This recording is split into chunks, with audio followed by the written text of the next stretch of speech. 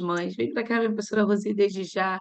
Muito obrigada, muito obrigada. Meu coração se encheu de alegria quando eu recebi a mensagem: "Mônica, vamos fazer uma palavra?"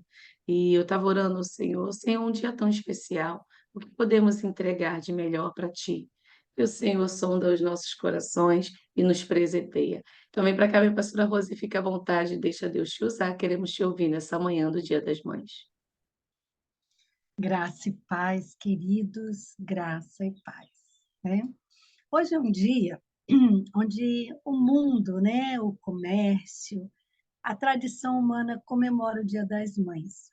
Mas sabemos que não é apenas um dia onde você vai receber um feliz Dia das Mães, uma mensagem bonita, né? Sabemos que também é um dia de guerra espiritual. Ai, pastora, por que guerra espiritual? Num dia tão bonito de juntar os filhos, ganhar presentes, por que isso? Deus ontem, já durante a semana, Deus já tem me incomodado a trazer essa palavra, essa revelação, porque como terapeuta de família há quase 30 anos, eu ouço mães com corações feridos. Eu ouço filhos com corações despedaçados. A relação familiar entre mãe e filho é algo que precisa de muita cura do nosso pai.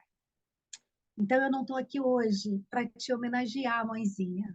Eu não estou aqui para dizer palavras bonitas para você, embora você mereça todas elas. Eu estou aqui para despertar em você um posicionamento de embaixatriz que somos. E antes dessa palavra tratar com você, ela tratou comigo. Ela falou profundamente ao meu coração, porque ninguém dá o que não tem. Então, se primeiro ela veio e me alimentou, me curou, me libertou, me sustentou, eu tenho certeza que o nosso Pai vai fazer isso com você também. Não é fácil ser mãe, não é fácil atender expectativas de filhos. Não é fácil atender a expectativa da sociedade que exige que a mulher tenha dupla, triplas jornadas e ainda eduque bem o seu filho. E se algo der errado, se você ousar ter alguma coisa errada na vida do teu filho, a culpa não é do pai, a culpa não é da escola, a culpa não é de quem? A culpa é da mãe. Recai sobre os ombros das mulheres a culpa de qualquer coisa que possa dar errado na vida dos nossos filhos. Mas eu quero dizer a você, nossos filhos fazem escolhas. Nossa responsabilidade é ensiná-lo e educá-los no caminho do Senhor. Para que quando ele for velho, ele não se esqueça. Mas a você, querida, não cabe o fardo da culpa. E aí, eu quero contar uma história para que não aconteça da gente perder, porque o tempo aqui não nos permite, eu não vou ler na palavra, mas eu vou te dar a referência. É uma mulher que já foi falada nos grupos de orações, uma mulher que a vida dela é exaltada pelo seu ato, pela sua coragem de fazer, e Deus usou a vida dessa mulher para me despertar em algo que muitas vezes eu me pego fazendo e não deveria fazer. Me preocupar com aquilo que já entreguei. E eu quero te perguntar, como uma reflexão nessa manhã, você está disposta a entregar o seu filho, a sua filha, nas mãos daquele que é o verdadeiro dono deles? Porque quando a gente abre a boca e diz, meu filho, né? A gente abre um bocão e diz, meu filho, minha filha. E quando eu medio situações de divórcios, a primeira coisa que as mulheres reivindicam é: eu gerei, eu pari, eu senti dor, eu amamentei, eu acordei de madrugada, o filho é meu, é mais meu do que seu. Querido, lamento de dizer que os filhos não são nossos. Os filhos foram emprestados por nós, e que essa palavra venha como uma revelação do Pai ao teu coração. De fato e de verdade, esses meninos e essas meninas não são nossos. Eles vieram do Pai e eles estão debaixo da proteção do Pai. E esta mulher na Bíblia, ela me ensina isso. Havia uma mulher, né, que ela morava em Zufir. Ela estava lá nas montanhas de Efraim com seu marido, né? E ele era um homem vigoroso, mas com esta mulher ele não conseguia gerar um filho. Eu estou falando de Ana, né? E Eucana é o nome do seu marido. Ele não conseguia gerar um filho em Ana, né? E a gente diz, ai, Ana, a culpa era só de Ana. Não, havia um propósito na esterilidade dela. E ela tinha uma outra rival, né, Penina, junto, porque naquela época era possível a bigamia, contanto que o homem tivesse dinheiro e condições de cuidar de ambas as esposas. E aquela mulher sofria. Isso você vai ver essa história lá no livro de 1 Samuel, a partir do versículo 1, né? Samuel 1, vai até o versículo 28. Depois nós vamos ver no capítulo 2 a oração de Ana, que é belíssima, eu sugiro que você leia. O fato é que havia uma rivalidade entre aquelas duas mulheres por causa da esterilidade de Ana. E Ana, sabendo que talvez o dinheiro de Eucana não era capaz de curar a sua esterilidade, foi onde é a resposta de todas as nossas dores, o trono da graça. E ela foi ao templo. E ela fez uma oração tão ousada, tão sobrenatural, porque para mim foi uma oração sobrenatural. Algo que eu não sei se eu teria coragem, naquelas mesmas condições, de cumprir. Mas, pastora, você não ama o Senhor? Você não diz que o Senhor é tudo? Sim, mas não é a pastora aqui, é uma mãe. E naquele dia, Ana foi ao templo, chorou. A angústia era tamanha que ela não conseguia verbalizar a palavra. Ela movia os lábios e não saía palavra alguma. Ela foi confundida com uma mulher embriagada e ela foi repreendida pelo sacerdote. E ela responde no versículo 15: não se trata disso, meu Senhor, falando para o sacerdote. Sou uma mulher angustiada, a esterilidade causa angústia, seja ela em que lugar for. Porque os pombinhos mal se casam, uma semana depois, alguém na família, um abelhudo lá da igreja, quando vai vir os bebês? Quando você vai ser vovó, mamãe da noiva, papai do noivo? As cobranças são imediatas. Imagina naquela época, onde ser estéril era como uma maldição. E ela continua dizendo: não bebi vinho nem bebida fermentada, eu estava derramando minha alma diante do Senhor.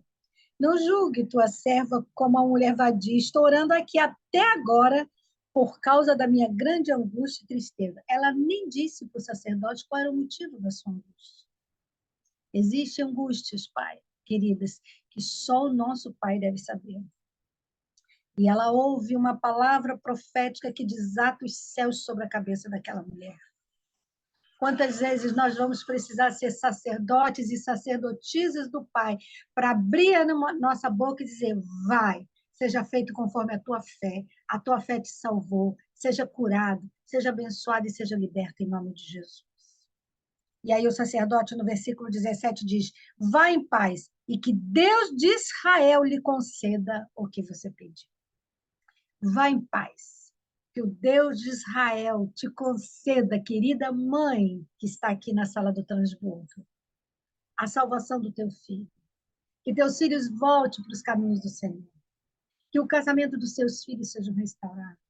Que Deus converta o coração dos pais aos filhos e dos filhos aos pais. Que toda inimizade seja repreendida no nome de Jesus.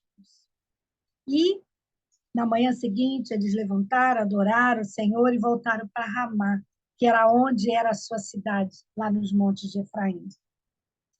E Ana não foi e disse ao seu marido, Aí tá. Aí eles voltam para casa, né? E um tempo depois, Ana descobre que estava grávida. Que maravilha, né? Não vão mais zombar de mim, não vão mais cobrar de mim. Eu estou gerando um bebê. E ela gesta aquela criança e ela dá à luz ao menino. E a Bíblia diz que ela dá um nome para aquele menino, que é o nome profético. O nome que ela dá ao menino é Samuel, que significa do Senhor o pedi. Ele veio porque eu pedi ao Senhor. E aí houve outra festa, era necessário ir oferecer sacrifício novamente, né? Versículo 21, no ano seguinte. Eucana pega a sua família e vai oferecer o sacrifício anual ao Senhor para cumprir os votos. Aí Ana diz o quê? Depois que o menino for desmamado, eu o apresentarei ao Senhor e ele morará ali para sempre. E aí eu fui pesquisar, querido, a idade aproximada de desmamar uma criança era aproximadamente 3 anos de idade. Ou seja, ela não foi quando o bebê nasceu, ela não foi no segundo ano, mas no terceiro ano. 1 Samuel, a partir do versículo 27, ela diz, né, que este era o menino que eu pedia, e o Senhor concedeu-me o pedido. Versículo 28, por isso agora eu o dedico ao Senhor, por toda a sua vida será dedicado ao Senhor. Pensa comigo. Uma criança de 3 anos é um bebezinho. Ele deixa de mamar, ele já está comendo comidinha, mas ele é um bebê. Ela não só faz como eu e você, vai lá, né, entrega para o pastor Rogério, para a pastora Mônica, está aqui o meu bebê, eu quero que você consagre o Senhor. E é uma belezinha. Pastor Rogério, né, às vezes olha o bebê roxudinho, ai, que vontade de ter outro e levar para mim. Mas não, ele devolve. Ele devolve para o papai, ele devolve para a mamãe, para as vovós, e vai embora. Querido, não foi assim que aconteceu com Ana e com Samuel. 3 aninhos. Ela entrega ao sacerdote Eli. E ela volta para sua casa sem um bebê nos braços para amamentar. Ela não viu as primeiras brincadeiras, ela não viu a alfabetização dele, porque o judeu até os 7 anos já deveria saber a Torá. Quem alfabetizou Samuel não foi Ana, foi o sacerdote Eli. E quando essa palavra veio como rema, porque eu conheço essa palavra assim de muitos anos, eu já ministrei em congressos de mães, de mulheres, já falei tanto a respeito de Ana e de Samuel. Mas naquela madrugada que meu coração estava aflito com uma situação como a das minhas filhas, Deus disse a seguinte palavra: Ana abriu mão aos 3 anos. Você diz que é minha, ela tem 40 e você ainda segura nos seus braços. Senhor, mas ela está longe, eu não estou segurando. Todas as vezes você chora, você põe expectativas, você fica querendo fazer com os teus braços aquilo que só eu posso fazer. E aquilo veio no meu coração como uma flecha aguda, espremendo, tirando toda a minha força, que eu tive que respirar fundo para que aquele espinho fosse arrancado, junto com culpas. E aí eu tomo uma decisão e digo: vou me abster de redes sociais, porque rede social tem o poder maligno de ferir corações de mães. Existem mães que ficam olhando rede social de filho, que saiu com fulano, que foi na casa da sogra, que postou isso, postou naquilo, mas não lembra da própria mãe. Deus diz para mim, se abstenha, faça esse jejum. Não ponha sua confiança naquilo que os seus filhos podem dar, porque isso é uma nota promissória. Rasga o escrito de dívida, teus filhos não te devem nada. Mas, pastora, eles não me devem uma visita, um presente, almoçar comigo, me dar bom dia, boa tarde, boa noite, dizer como eu estou. Não, sai desse lugar. Ana foi embora de mãos vazias. Ora, aleluia. Bendito seja o teu nome, Senhor, porque eu sei que o Senhor está curando muitos corações aqui. Como o Senhor curou o meu. Que nesta manhã de domingo, onde o mundo comemora o Dia das Mães, essas mães entreguem seus filhinhos nas tuas mãos e sejam livres para te servir e te adorar e fazer e cumprir a missão, cumprir o chamado, Pai. E eu me lembro que Ana poderia ficar ressentida, triste, mas depois, na história do próprio Samuel, nós vamos ver, né, que aos 3 ele foi entregado e só aos 12 Samuel teve uma experiência com o Abba, de ouvir Deus. Primeiro ele achava que era Eli que estava chamando, depois ele, não, quando você ouvir essa voz, você vai dizer, fala, Senhor, porque o teu servo ouve. E Deus começa um discipulado de revelação, de treinamento, de preparo para Samuel, para que ele se tornasse o próximo sacerdote. Querida, você é geradora de sacerdotes e sacerdotisas, de missionários, de pastores, de homens e mulheres em qualquer profissão, mas com um chamado para ser sal e luz para as nações.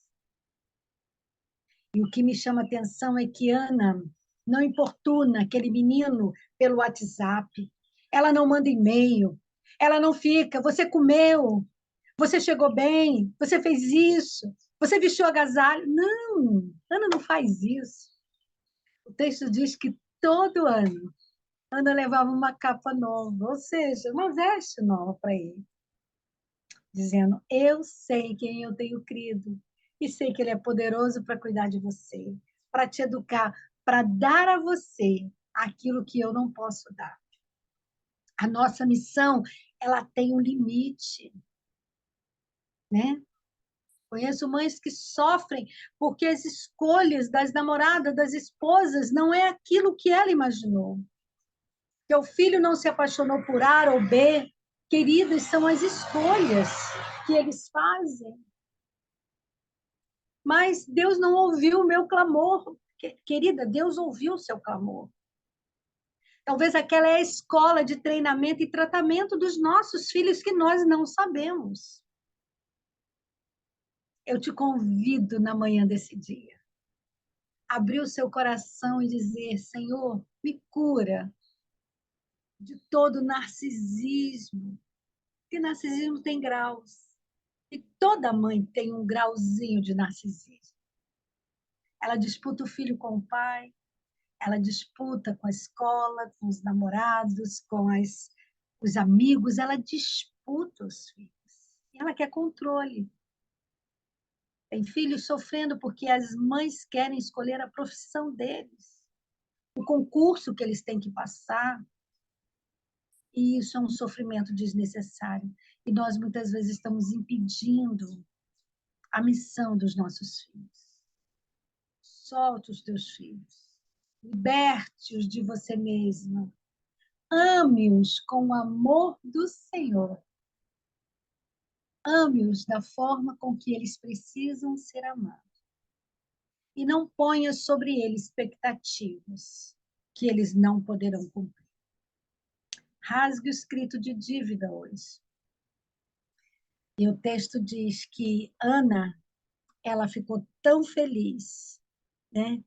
que no versículo 1º do capítulo 2 ela diz: meu coração exulta no Senhor minha força é exaltada. Minha boca se exalta sobre os meus inimigos, pois me alegro em tua libertação. Ana foi liberta de um espírito de possessão sobre o seu filho.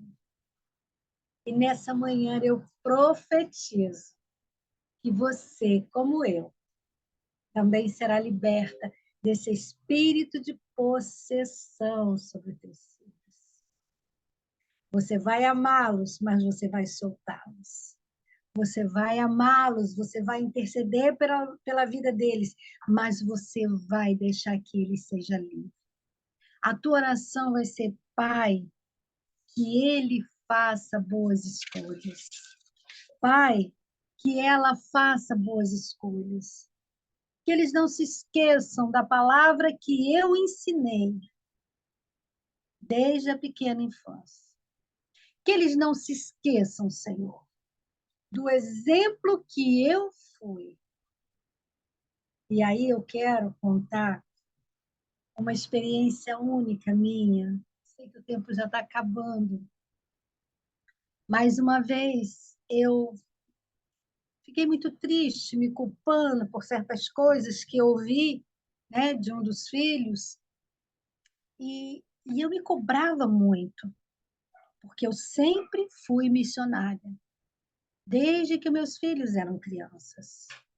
Minha primeira viagem missionária, nós vendemos tudo, compramos um trailer, um jipe, colocamos 3 crianças e uma adolescente que era missionária na igreja e fomos para o Uruguai sem conhecer a língua, sem conhecer a cultura, sem conhecer o caminho.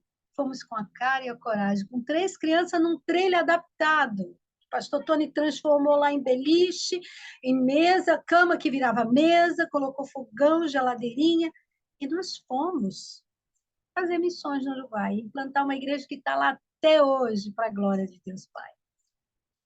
E depois disso, foram N cidades que nós nos mudamos com eles muito pequenos. Depois, com 8, 9, 10, 11, 12. E quando o Leandro entrou na Escola Técnica Federal em Campo dos Goitacazes, onde nós fomos abrir também, implantar uma igreja, que nós começávamos do zero. Nós deixamos esse filho e fomos para a cidade de Resende. Se eu colocar na ponta do lápis, foram umas 8 igrejas implantadas do zero, umas 30 mudanças, porque às vezes na mesma cidade nós mudávamos de casa, e um dia eu ouvi, de 1, 2, 3, nós não podemos ter amigos de infância, crescer juntos, estudar na mesma escola, e a culpa foi sua, a culpa foi da igreja.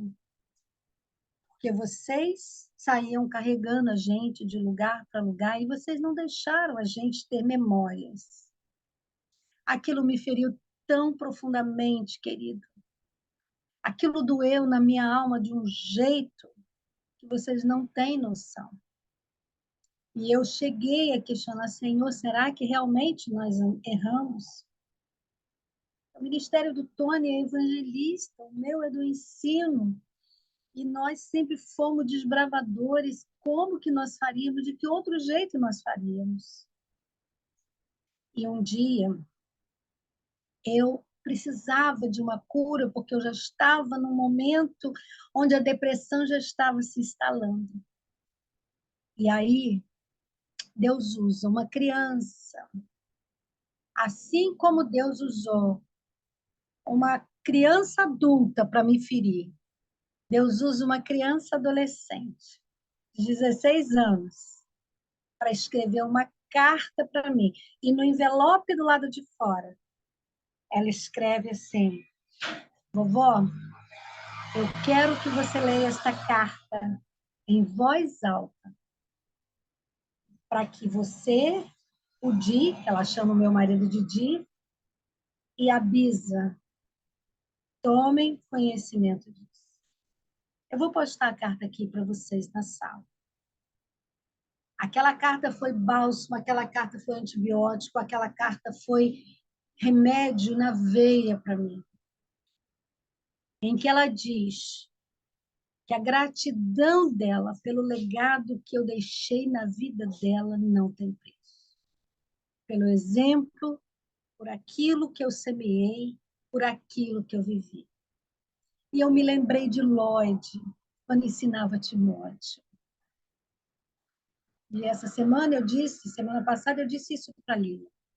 Sua missão é ser Lloyd na vida da sua neta. Não queira ser outra coisa a não ser Lloyd.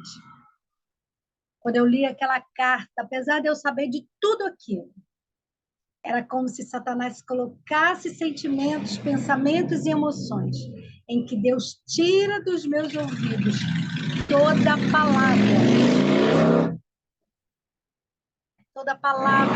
de acusação, toda palavra de acusação, de culpa, de dor que o inimigo colocou na boca daquela filha para mim. E Deus falou algo. Filhos de militares não são feridos porque mudam de lugares. Portanto, você fez para mim, você fez para o meu rei. O legado na vida dos netos tem um poder muito maior do que o legado na vida de um filho. Se chegou na próxima geração, que são seus netos, é porque vai chegar na outra, na outra, na outra. Então, você cumpriu a missão.